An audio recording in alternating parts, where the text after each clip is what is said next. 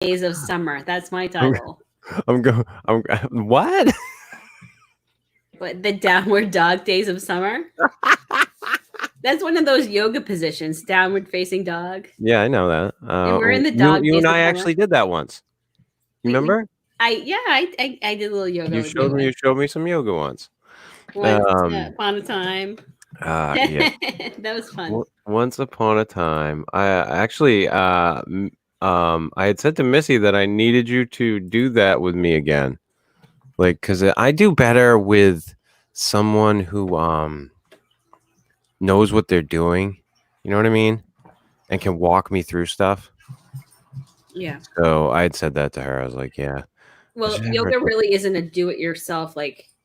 I suppose in some ways it can be. I think some people can, but I think it's easier to have someone teach you and guide you. Mm-hmm.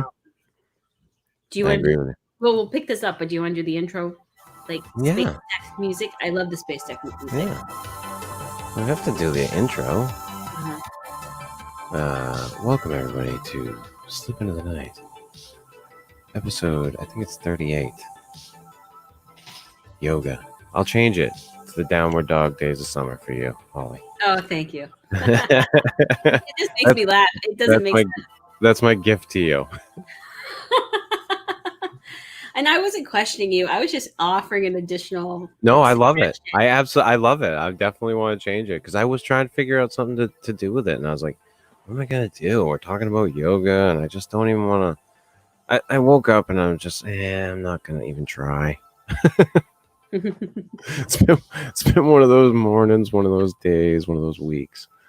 Yeah, everybody, welcome to Slip Into the Night, episode 38. Holly and I wanted to talk about yoga, something that I've been talking out my ass for a long time now, saying that I want to do, and I really do need to. I had sent you a while ago that the image of the yoga poses, like I think it's like 10 poses that you do for like 30 days or something shit like that. Yeah. I'd sent to you and you were like, yeah, that's a good idea for you to do that. I remember you saying that would be something that would be good. Yeah. And it's something that I'd like to do, like as far as like for when I was like where I did the 30 days off of marijuana. Right. Yep. Like I was thinking about doing something like this, 30 days of yoga. You know, doing like so many different yoga poses or something just to get myself into that rhythm. Right. Yeah. I think it's definitely one of those things that lends itself very well to creating a habit, in cultivating your like self-discipline to have a positive habit. Yoga itself, it's thousands and thousands of years old. It goes way back into ancient India. You know, like I don't know, like I think 2000 BC. I think it comes from a Sanskrit word that means union or joining or yoking, which is kind of like about meaning of bringing the spirit and the body together and bringing the human and the God and the divine together. But it kind of comes out of the Hindu tradition, but it has evolved so much. You don't necessarily have to believe in a specific deity to practice yoga. It is thus treating the body as a sacred temple of your divine essence and working with your breath, which is, your energy flow. And, it's often, sometimes it's moving the body with the breath. Sometimes it's just sitting and meditating. So it is extremely, extremely diverse in how you can do that. So it really comes back in way back in time, thousands of years ago in India. There was an author and thinker called Patanjali. And so he kind of wrote what is called the Yoga Sutras. And it's kind of the very first, this is how you do it. And it's more than just the postures. I think in our American culture, we think about the postures. And so in one of those famous postures is the downward facing dog, which is what we're laughing about the dog days of summer. But it's more than that. It's making sure that you're taking good care of your body, that you're practicing breath work, that you're meditating. And it also gives guidance on, what to eat and how to wash and all this other Is stuff. that the stuff where they go into like the chakras and because I know there's like Kundalini yoga. Yeah. So it has really over like literally centuries has branched out into different forms of yoga. And part of that is the kind of the that school of thought of the energy systems of the body, which they describe as chakras, which are um, along the spine of the body. And one of the things that yoga does is, if you get into the more spiritual side of things, is that you are doing postures and movements to strengthen the body and clear the energy field in association with these chakras. So there's 7. They all have a different color that corresponds to the 7 colors of the rainbow. In that they have different attributes associated with them. So if you get more deep into that side of things, the kind of the energy side of yoga, it talks a lot about the chakras and how moving different postures can release blocked energy in those chakras. Right. So in that, if you were showing some signs that of different things, you can have like prescriptions to do certain postures to help strengthen different things. So like for me, I was really working on the root chakra, which is in yoga is about strength, stability, survival, and strengthening my legs and how my ability to root and ground and be in the present moment. So I was doing a lot of like yoga that focused on leg strength and balance and pelvic stability to help with that. So that is a whole thing, is doing different postures to help move energy. And I've had some really good yoga sessions where I've gone to yoga and often so I think it's evolved in how it's practiced in India and now in America. There's many very athletic forms of yoga, and but they don't like saturate it with the spiritual teachings. You just kind of go for the exercise, but when you do these things, often they end in what's called shavasana, which is like laying flat on your back and just relaxing your body. And in our fast-paced world, it can sometimes be very hard to just really truly relax. Oh yeah. And for me, doing 60 to 90 minutes of yoga and then having that 15 minutes of just lying still is one of the few ways that I can sometimes really truly relax. And when I was practicing yoga and going to yoga frequently, I knew I had a really good yoga session when I would just kind of lay there and all these emotions would flood up, and that was your 15 minutes of meditation time, but it would get me still enough that I could kind of dive into this, like the deep emotional stuff that my active brain suppresses. Because if I were to deal with it, it would be too interfering with the things I need to do. I remember when one of the first things that they teach you when I started doing ritual magic, you do a relaxation technique before everything. Mm-hmm. Like you get into a relaxed state Mm-hmm. before you even begin doing anything that you're doing. Mm-hmm. And you're right, it takes a lot to get there in this day and age to take that time and like really to concentrate on your breathing, or to to visualize yourself into a relaxed state. It's not easy. Your brain gets distracted a lot. Yeah, and you want to also, in order to like move your breath, and then with the breath, you would say move your energy through your body. You want to cultivate good posture, and with our kind of most people have modern jobs where you're sitting at a desk and you're hunched over a desk. So Yeah. one of the big things that I did yoga for was to get my posture better and to help with my my neck and back pain, because I was, and still do, but I really try to emphasize good posture, is I slump over my keyboard, and then that really We will all do. spine, that, you know, and it was contributing to bad headaches, and getting my spine in better alignment, um, because quite frankly, I don't ever want to, when you have a strong healthy spine, um, not only does it, you know, you just feel better, you have less back pain, but when your spine starts to collapse and you go down that road of having slipped discs and burses and stuff like that, Hmm. spinal surgery is expensive and devastating, and can lead Yeah. to chronic pain, which I would personally prefer to avoid. Yeah.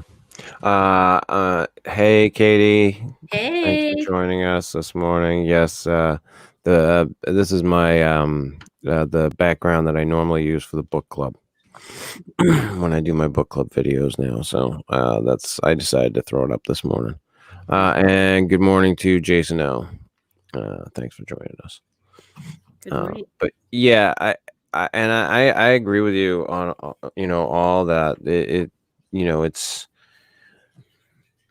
it's good for those things, and forget about like the spiritual aspects of yoga. If you want something that is just good for your body, and people all over tout it. I Mm-hmm. mean, I talk about Joe Rogan a lot because I'm a huge fan. And he has been, touting yoga for a long time. He gets into that freaking hot yoga shit. Yeah, Like, so he is a like, you know, semi-professional athlete level, right? Because he mm-hmm. does the martial arts and the, Yes, correct. so one of the things that yoga can be really good for is if you're doing a very um, intense training program and your muscles get tight, a slower form of yoga or a hot yoga can really help relax those muscles and tendons and counteract things like overuse injuries. Mm-hmm. You have, you know, and this is where it's important to know that there are different styles of yoga, and some are more physically intense than others, because there are some forms of yoga like ashtanga that are very aerobic, very physical, and do some of the same repetitive motions, so that you have to be careful with you have to kind of know which one's going to be right for your body. Mm-hmm. um because a very physical aerobic one on top of more aerobic stuff might contribute to overuse injuries, whereas something like a yin yoga or a hot yoga, the reason to do the really hot yoga is it helps get your body really warm and get those tendons and ligaments really warm and supple and stretchy, so you can get a super good stretch of those muscles that you've worked out and help move the lactic acid out of your muscles. So it's a very good complementary physical activity program if you're doing, you know, from anyone who just wants a kind of a relaxing physical activity to people who are training a lot and need to get good stretches in their muscles to counteract other movements that they're doing. Yeah. And I assume that's what he uses it for, or that's why he does it. But wasn't that the hot yoga? That was the stuff that was introduced by that friggin' Bikram guy, wasn't it? Yeah, it's also called Bikram yoga. Yeah, the dude that has the big documentary about he was like sexually assaulting all of the Well, people in his freaking. that has happened with a number of these yoga gurus. Oh So yeah. there was one associated, I think, with Kripalu. I said Kripalu. It's not really. That's just what it is creepaloo. It's a Kripalu yoga, and I think one of the gurus there is No, one. it's creepy Lou is what it really was. I think the guru of Anahata yoga, and I think perhaps Kundalini yoga. There have been murmurings that these like Well, there's high level yoga teacher gurus kind of get a little predatory with their students yes. sexually. And a lot of these practices lend to that shit. Like there's a lot of sexual stuff that goes on. There's a lot of sexual practices in a lot of these yoga teachings. I know that. I've read into some of those things, and they use that shit, which is so wrong. It's so wrong when you're in a position of power like that as a teacher. Like, I still haven't watched that Bikram documentary, but that one I want to delve into at some point because what a creep. What a creep. Right. So how long because you and I have talked about yoga a lot over, Yeah. the course of the time that we've known each other. And, I know that you've done it before. You used to go regularly. Yeah. For how long did you go? I was going regularly for like a year and a half, 2 years. Yeah. And I was doing what they call Vinyasa Flow yoga, which is and it was like a mixture, a blend of different styles, Mhm. which that also happens as well, is that teachers get trained in different styles and then they kind of blend and make their own kind of personal style. Of what they So want to show people how to do. yeah, what they're gonna do, or they mix it up for them themselves. I mean, you can't do the same. Well, and that's another thing, is that some styles of yoga have a prescribed sequence, and you do that all the time, and that's what your practice is. And Mhm. you do the same sequence of postures daily for a number of times until you have completely mastered it, and then you may move on to another sequence. Some um, some styles of yoga just have, a number of postures, and you kind of mix and match them depending on what you're working on. And so different yoga teachers may do one particular style or another. And I was doing what's called Vinyasa Flow, which instead of holding the poses, you flow from one pose to another with the breath. So you'll breathe in and you'll be in like a One waterfall pose, and then pose, you'll and then go you'll into another one. breathe out and you'll go into a triangle pose. And so that one is much more aerobic and fluid, but it also strengthens in cardiovascular because it strengthens the breath. Right. Um, Now, there's what's called like Yin Yoga or restorative yoga, where you will go and you'll be in one pose and you'll hold it, and you'll use gravity to help relax your body for like 6 minutes. So you might be in something like a downward facing dog, and you're going to hold that for quite a while to get a really intense stretch. So it's not as cardiovascular, it's not as movement oriented. That one is really about deep stretching of the tissues. Which sounds like more about what I might need.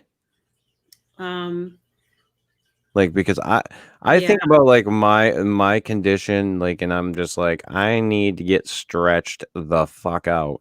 yeah, And yeah. I went to a massage therapist once. Mm-hmm, I was dating a woman, and her sister did it for work. And she mm-hmm, was like, I want to have my sister do some work on you. And I was like, okay. So I went in one afternoon, and she was like, I'm not going to do a traditional massage on you. She's like, I'm going to, I can't remember exactly what uh, I want to say the sacral points on mm-hmm. my head and my back. And Yeah. she did this strange stuff. Anyway, she worked on me for a good hour and a half or so. Mm-hmm, And there was not a lot of, like I said, there wasn't a lot of stretching per se. There was some. mm-hmm, But she just did all this weird stuff. And when I left, I could, for the first time in ages, mm-hmm. turn and tilt my neck. Yeah. It sounds like she did something called cranial sacral therapy, Yes, yes, which yes. is not related to yoga at all. It's more related to massage and different Right. types Mm-hmm. of body work therapy, which is also very good if you have some spinal stiffness. And you got to be very honest with where your body is at with the practitioner, so they know, and they'll ask you a ton of stuff. Um, about it. So, but that is also a good, effective therapy for people who need to like work stuff out of their body or get Yeah, loosened. I could not believe it when I left there. I could tilt my neck and I could turn my neck completely. When I got back and and saw her sister, the girl I was seeing, she was in shock. She was like, "What the?" She got in touch with her sister. She's like, how do we get this like regularly?" And she's like, "It will take a lot of work." She's Mhm. like, "He's a mess." Yeah. You know, I can't tilt my neck at Yeah. all. Like it's very, I have very little motion side to Mhm. side in the tilting of my neck, and I have very little range of motion turning side to side in my neck. I don't Yeah. do it a lot because it hurts. Mhm.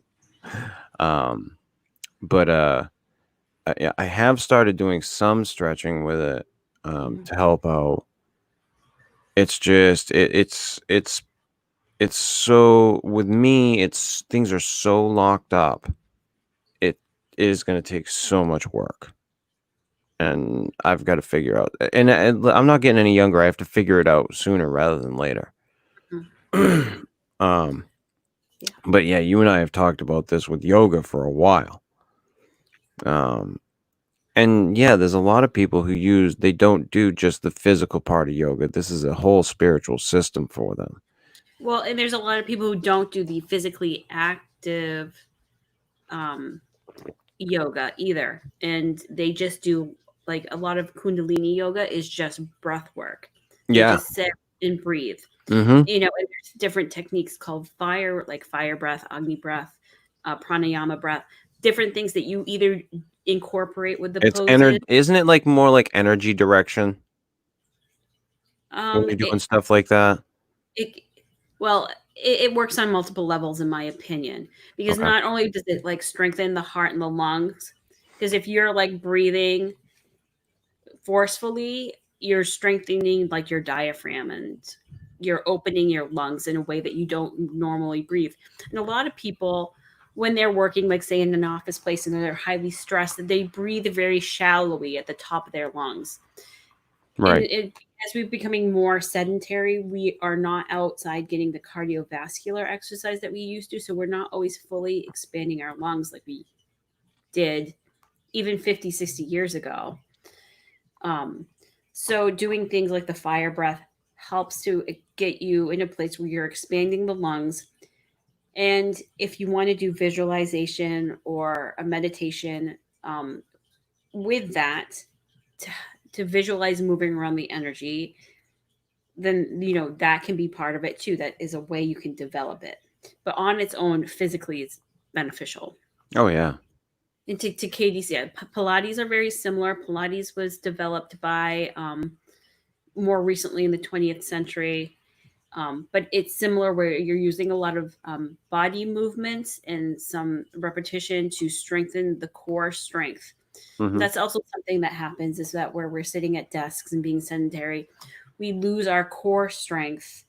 And so we just can't hold our bodies as well. Um, Well, that's why a lot of people started using those exercise balls as their chairs yeah, it's at work. the core strength helps your body's stability and helps prevent like little twisting, turning. When you're like in the shower and you move funny and then you've like, And you you've can't been, move for like a week and a half. yeah. Myofascial release is also very good. So the myofascia, Mm-hmm. yes, and I have had this too, and I also find it to be amazing. So what it is that when the fascia is that like clear sticky stuff between the skin and the muscle. So if you're not to be gross, but if you're like preparing chicken and you have see the skin and you see like that gel in the middle Yep. that's like kind of slimy, that's the fascia. So your body has that too, and it can get in knots. And they are finding that sometimes with some of these chronic pain conditions, some of that pain is, even though there's not a lot of nerve tissue in there, it's just that this it can be like plastic wrap around your muscles where it tightens up and it just makes everything really tight. So you're putting pressure on the fascia and the muscles. Myo is muscle, and the fascia is that like stuff. And to help release that where it's tightened up. It feels really good. Oh, I bet. Especially, when you sleep wrong and you wake up in that tight feeling all over your body, that's the tightening of the myofascia Mm-hmm. layer. And if you don't work that out, and you have to work that out, because if you go from having that kind of like tightened covering to going into full-blown exercise, that is a way to get hurt. So you Oh, want to yeah. like loosen that up so that you can move more freely and effectively. Yeah. Yeah. But back to yoga, there is that tradition of like gurus, especially in India, and traditionally practiced it a little bit different. Like here we have like more formal classes. Mm-hmm. I think you would go and find a guru and they would kind of teach you And you there. would train under them. You would train under the guru. Um, and it was only, I think, in the middle of the 20th century that yoga really came to the United States. There were a couple of like yogis that kind of came over there.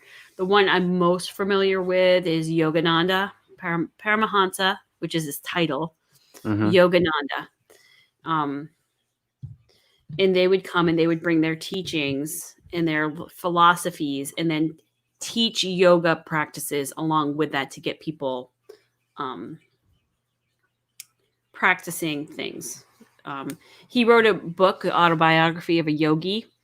It's huge. It was supposedly the only book that Steve Jobs was really fond of and that he kept with him. Mm-hmm. And it doesn't actually talk so much about Yogananda's life, but it talks about his travels throughout India and the world, and the amazing gurus that he met, and some of like how developed they were. They were doing these things called siddhis, and the siddhis, which is Siddhas, is those kind of developed extrasensory things like bilocation, and Mm-hmm. that you kind of hear that make the gurus like avatars or semi kind of magical people or mythical people, and saying, I interacted with this guru and this is what happened.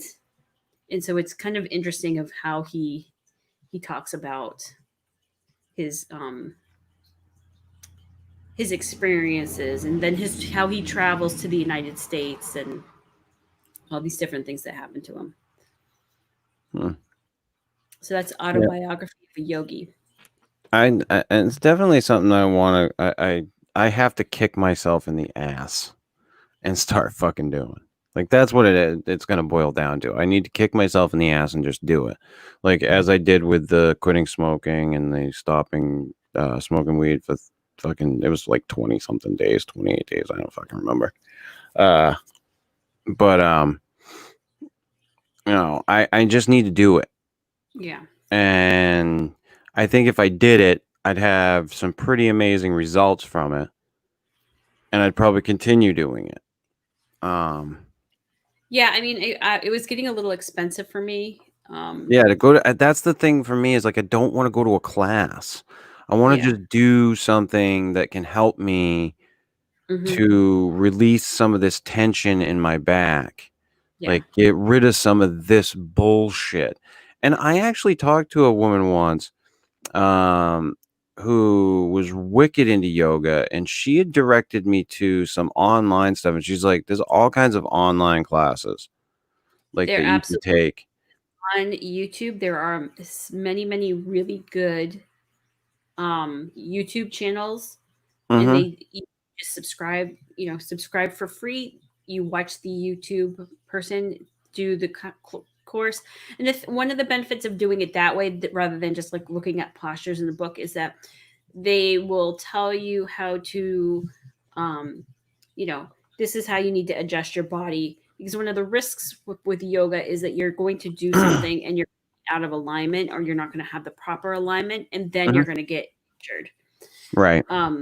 And so you want to avoid that. And that is one of the benefits of going to an actual class every once in a while, even if you don't go regularly, but do a drop in class. And usually drop ins, I think, are about $15, or at least it was when I was going.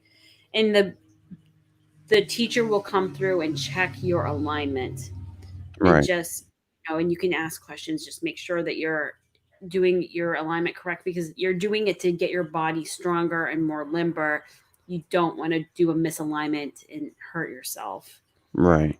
I know, like, I listened to some guys on the radio, and one of them, one of the producers goes to yoga regularly, and he said he does drop-ins, but they're in New York City. Like, I guess it's like pretty much like donations. Like you just donate money, like if you want to. There are some places, and I don't know with COVID too. Like with Right. COVID, I heard that a lot of the yoga studios had closed down, and I'm they were sure they have. doing online classes. And there were some places in my area down in like Portsmouth, New Hampshire, that were yoga by donation, where they wanted to give people the benefit of having the opportunity to do it, but they knew some people maybe couldn't afford Mm-hmm. $15 a class, $20 a class, so they were allowing people just to donate Right. to be of And service. Which is another big thing with yoga is the service aspect of it. It's being to service to your other human beings. well, as a teacher, you mean? Well, yeah, in just in general as a life practice, that you can Mm-hmm. be a helpful person who Oh, that you helps can give back. you can give back. Yeah. Yes, a big thing in my area, all the like yoga places get together and they will do like 12 hours of yoga where they do something called the sun salutation series for hours by Mm-hmm. donation, and they'll take all that donated money and um, fund outreach programs. One of the big ones is yoga for veterans, particularly conflict veterans that may Oh, have that's an some awesome program. different kinds of trauma, and Yeah. having just specialized classes um, to help them get back in their bodies and moving around in a healthy way. And yeah, it's a thing. Yeah. Cool. Yeah, I definitely need to do something with it. I've been procrastinating too long, and like I said, I've been actually tackling quite a few things lately that I've wanted to do. That's great. You know, obviously, like taking the break from the smoking weed, and like I said, and quitting smoking cigarettes, i.e., vaping. And there's been a few other things, behind the scenes that I've been doing. And it's time. Like, it's time for me to do it. I've been meaning to do it. I need to fucking commit to it, is what I need to do. I just need to commit to it. Well, and I think that can be the hardest part is the self discipline. I'm going to make this a priority for myself, for my health, and Right. do it every day. Yeah. For almost any whatever your whatever kind of spiritual practice you develop, having that kind of dedication is hard, and it part of the work is cultivating that. I need to do that. And like I said, I was talking to you before about that. I kind of wanted to get back into, some form or another of my spirituality, like what I believe in. And I need to do that as well. It's all stuff that I just need a swift kick every once in a while. And I've given myself a few of them lately, and these are ones that just need to happen. So as soon as they do, they'll fall into place, I'm sure. Yeah. Well, and then you can learn the joy of trying to do yoga at home and having your animals want to like romp around. Yeah, because I have, my yoga mat, and from time to time I pull it out and I try to do it, and my dog wants to get in the middle of it, or a cat wants to get on my back. Oh yeah, and I've got a brand new puppy that's gonna be, running around here pretty soon. She's contained right now, but she's gonna be about the house soon. So that's gonna be interesting to wind up dealing with, along with all this other shit. Mm-hmm. But I'm gonna wrap this up, Holly.